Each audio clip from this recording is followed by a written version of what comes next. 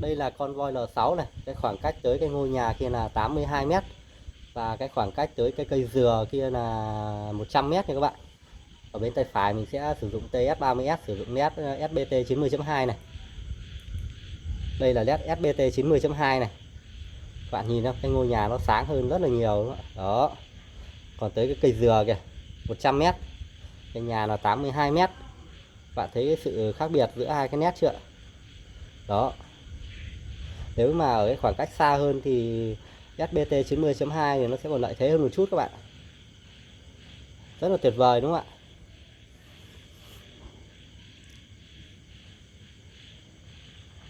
SBT 90.2 này, XHP 70 này. Đó. Sáng lóa ngôi nhà lên đúng không ạ? Chào các bạn, rất vui được gặp lại các bạn. Hôm nay mình xin gửi tới các bạn clip so sánh nhanh hai chiếc đèn pin. Ở đây thì mình có chiếc đèn pin Convoy L6 này, còn bên này là Wacom TS30S. Hai cái chiếc đèn pin này thì đều là hai cái đèn pin chiếu xa nha các bạn. Thiết kế của nhà sản xuất thì định hướng nó là cái đèn pin chiếu xa. Cái khoảng cách chiếu xa của cái đèn pin Convoy L6 này tối đa nó là 500 m nha các bạn. Cái phiên bản này sử dụng cái led XHP 70 các bạn. Cái phiên bản XHP 70 này thì nó chiếu xa hơn cái phiên bản XHP 70.2 nha các bạn. Tuy vậy thì cái độ sáng của cái phiên bản XHP 70 này nó không bằng, nó chỉ là 3800 lumen so với lại cái phiên bản XHP 70.2 là 4300 lumen nha các bạn. Đó, khi lựa chọn nếu như các bạn cần chiếu xa hơn một chút thì các bạn lên lựa chọn cái phiên bản sử dụng led XHP 70 này. Độ sáng nó giảm một chút nhưng mà nó sẽ chiếu xa hơn. Còn ở đây thì là cái cây đèn pin TS30S các bạn. TS30S thì mình đã có clip chia sẻ cùng các bạn rồi. Cái đèn pin này nó sử dụng cái led mới nhất hiện nay, đó là cái led SBT 90.2 các bạn. Cái led rất là sáng. Cái độ sáng của TS30S thì nó lên tới 6000 lumen theo cái công bố của nhà sản xuất. Và cái khoảng cách chiếu xa của nó lên tới 950 m các bạn. Mình nghĩ cái độ sáng 6000 lumen này thì nó có vẻ là hơi nhiều so với cây đèn này. Có thể là thực tế nó sẽ được khoảng tầm 5000 gì đó các bạn. Nói chung là nó còn phụ thuộc vào pin của các bạn nữa. Cơ bản thì nó loanh quanh ở mức đấy. Mình làm cái clip so sánh này là bởi vì hai cái đèn thì bạn thấy rồi đó, nó đều là cái đèn chiếu xa. Và cái độ sáng thì mình coi như là nó ngang bằng nhau đi.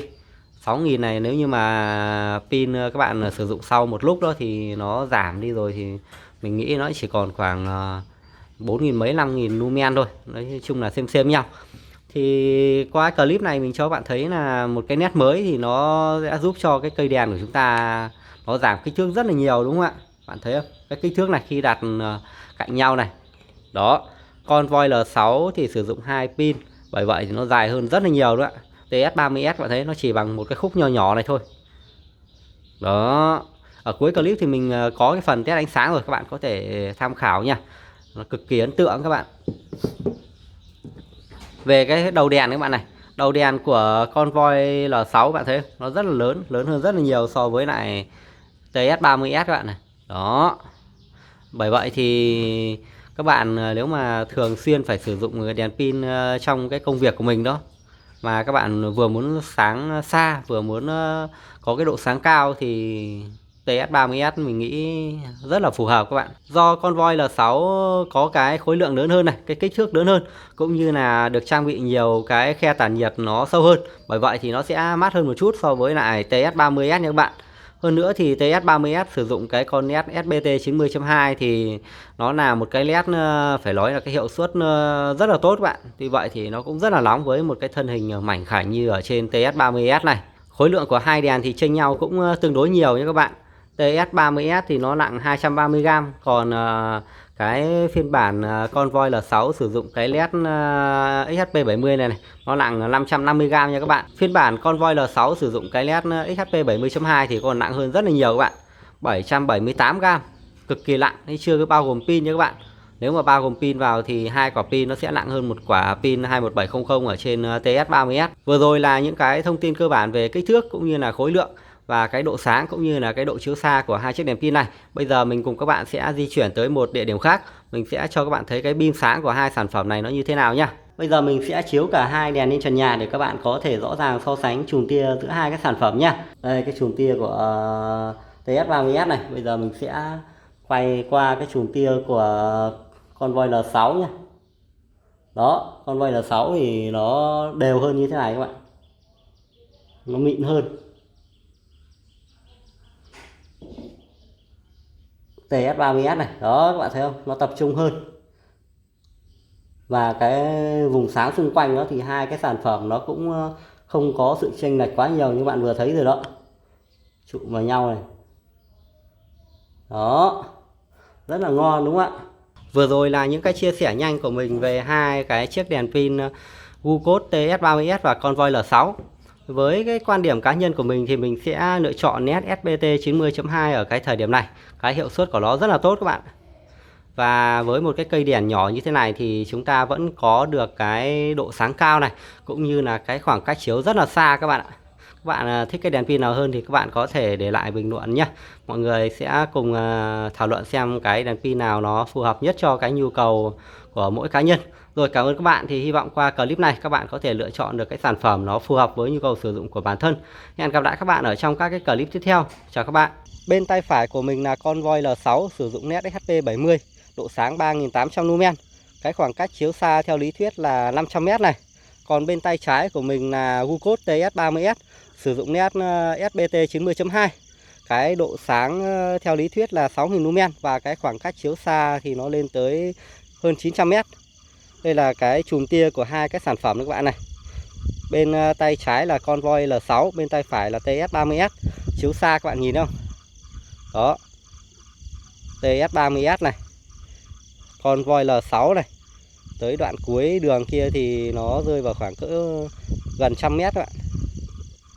Đó, bạn thấy không?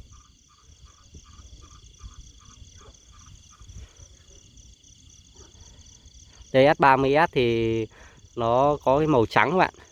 Chùm tia nó rõ ràng hơn rất là nhiều đúng không ạ? Độ sáng này các bạn này, cái beam này các bạn so với cái đường nhá. Ở đây này, đó, hết cái con đường nhá. TS30S này. Beam của SBT 90.2 cũng rất là rộng đúng không ạ? Gộp hai chùm tia vào nhau này, các bạn thấy không? Cái beam sáng của TS30S thì nó chỉ nhỏ hơn so với lại XP70 một chút thôi các bạn. Nhưng mà cái chùm tia thì nó rõ ràng hơn rất là nhiều. Cái khoảng cách chiếu xa hơn rất là nhiều đúng không ạ? Và cái độ sáng cũng rất là tuyệt vời. Đó, cái con đét mới quá tuyệt đúng không ạ?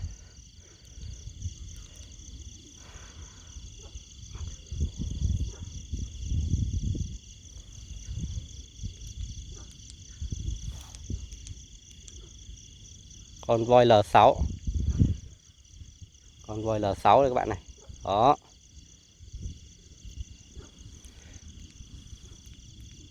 TS30S này, bạn thấy không? Ghê gớm không? Có người đi qua. Các bạn thấy cái đèn xe máy không ạ? Cái đèn xe máy nó tối hơn rất là nhiều đúng không ạ? Convoy L6 này, mức thấp nhất này.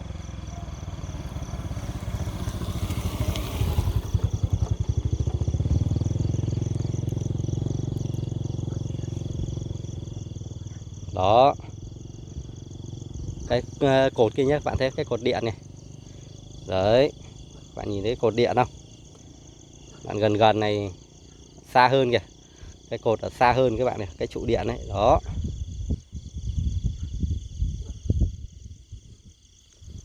Các bạn thích cái sản phẩm nào hơn? Convoy L6 hay là cái đèn pin TS30S? Bây giờ mình sẽ soi ở một cái khoảng cách gần hơn nhá.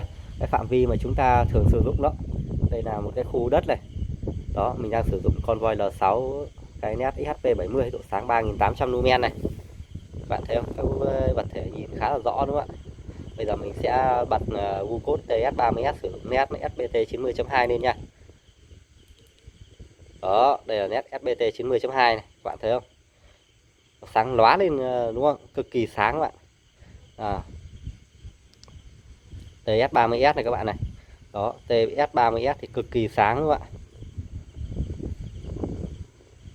Quá dã man đúng không các bạn? Chùm tia cực gom bạn. Đấy, HP 70.2 đây. Còn bây giờ mình lại bật lại Convoy L6 nha. Convoy L6 này. Đó, Convoy L6 đây các bạn. Nhìn ở bên ngoài đấy thì các cái vật thể trông nó rõ hơn rất là nhiều nha các bạn, nhất là khi sử dụng TS30S bạn.